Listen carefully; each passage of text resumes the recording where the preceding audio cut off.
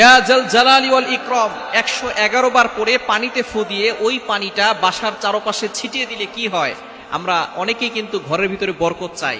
এই বরকত যদি আপনি পেতে চান, অভাব দূর করতে চান, খুবই গুরুত্বপূর্ণ একটি আল্লাহ তাআলার গুণবাচক নাম হচ্ছে ইয়া জাল জালালি ওয়াল ইকরাম।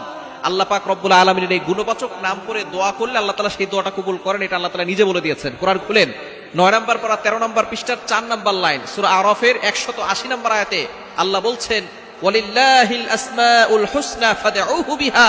আল্লাহ পাক রব্বুল আলামিন জানিয়ে দিয়েছেন আল্লাহ তাআলার এই গুণবাচক নাম করে যদি কোনো ব্যক্তি দোয়া করে আল্লাহ তাআলা সেই দোয়াটা কবুল করে নেন, অ্যাকসেপ্ট করে নেন। সুতরাং ইয়া জাল জালালি ওয়াল ইকরাম আল্লাহ তাআলার গুণবাচক নাম, এই নাম পড়ে আপনি 111 বার পরে যদি পানিতে ফু দেন, ওই পানিটা একটা বরকতময় পানি হয়। ওই পানিটা খেলে আল্লাহ পাক রব্বুল আলামিন আপনাকে সুস্থতার নিয়ামত দান করবেন। আপনি কল্পনা করতে পারবেন না, অনেক অসুস্থ ব্যক্তি আছে, কোনো ওষুধে তার রোগ ভালো হয় না। এরকম হয় কি হয় না? অনেক ডাক্তার দেখিয়েছে, কোনো রিপোর্টে কোনো কিছু ধরা পড়ে না। ডাক্তার বলতেছে সব জায়গায় সবকিছু ঠিক আছে, তারপরে সে অসুস্থ, সে কোনো সময় সুস্থ থাকতে পারে না। আপনি আল্লাহ তাআলার এই গুণবাচক নামটা পড়বেন, সাথে সাথে সূরা ফাতিহাটাও পড়বেন। সূরা ফাতিহার ভিতরে শিফা আছে, আয়াতুশ শিফা বলা হয় সূরা ফাতিহাকে। সূরা ফাতিহা হচ্ছে উম্মুল কোরআন, কোরআনের মা।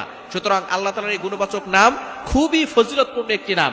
আল্লাহ তাআলা এই নামের বদৌলতে আপনাকে বিপদ থেকে হেফাজত করবেন, আল্লাহ তাআলা আপনাকে সুস্থ করে দিবেন, ঘরের ভিতরে রোগ ব্যাধি আল্লাহ পাক রব্বুল আলামিন দূর করে দিবেন। সুতরাং এটা পানিতে পড়ে ওই পানিটা যদি আপনি খেতে পারেন, আল্লাহ পাক রব্বুল আলামিন আপনাকে শিফা দান করবেন।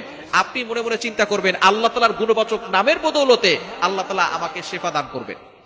এজন্য আপনি এটা 111 বার পড়বেন। 111 বার পরে পানিতে ফু দিয়ে পানিটা যদি আপনার ঘরের চারপাশে ছিটিয়ে দেন, তাহলে 1 নাম্বার হচ্ছে আপনার ঘরের সকল অসুস্থতা দূর হয়ে যাবে। রোগ ব্যাধি আল্লাহ পাক রব্বুল আলামিন এই নামের উসিলায় সবকিছু দূর করে দিবেন, এবং আল্লাহ পাক রব্বুল আলামিন ওই ঘরের ভিতর থেকে অভাব দূর করে দিবেন, এবং আল্লাহ পাক রব্বুল আলামিন ওই ঘরের ভিতরে বরকত দান করবেন।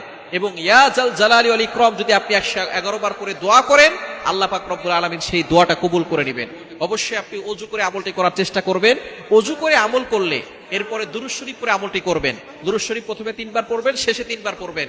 দুরূদ শরীফ পড়ে যে আমল করা হয় সেই আমল আল্লাহ পাক রব্বুল আলামিন তাড়াতাড়ি কবুল করেন। অনেক সময় আমরা দোয়া করে দোয়া কবুল হচ্ছে না, দুরূদ শরীফ পড়ে দোয়া করবেন, আল্লাহ পাক রব্বুল আলামিন এই দোয়াটার সাথে সাথে 7 আসমান ভেদ করে আরশে আজিমে গিয়ে নক করবে। আর দুরূদ শরীফ না পড়লে সেটা মুআল্লাকুন, পেন্ডিং অবস্থায় থাকে, ঝুলন্ত অবস্থায় থাকে। দুরূদ শরীফ পড়বেন, প্রতিটি আমলের শুরুতে দুরূদ শরীফ পড়ার চেষ্টা করবেন। আপনি ওযু করে আমলটি করবেন, 3 বার দুরূদ শরীফ পড়বেন, এরপরে ইয়া জাল জালালি ওয়াল ইকরাম 111 বার পড়ে আবারও 3 বার দুরূদ শরীফ পড়ে পানিতে ফু দিবেন।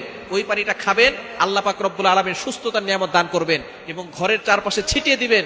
দেখবেন আল্লাহ তাআলা ওই ঘর থেকে অভাব দূর করবেন, আল্লাহ পাক রব্বুল আলামিন রিজিক প্রশস্ত করবেন, আল্লাহ পাক রব্বুল আলামিন ওই ঘরের ভিতর থেকে রোগ ব্যাধি দূর করে দিবেন, এবং আল্লাহ তাআলা ওই ঘরের ভিতরে বৃষ্টির মতো রহমত দান করবেন, আল্লাহ পাক রব্বুল আলামিন বরকত নাযিল করবেন, এবং আল্লাহ পাক রব্বুল আলামিন দোয়া কবুল করবেন।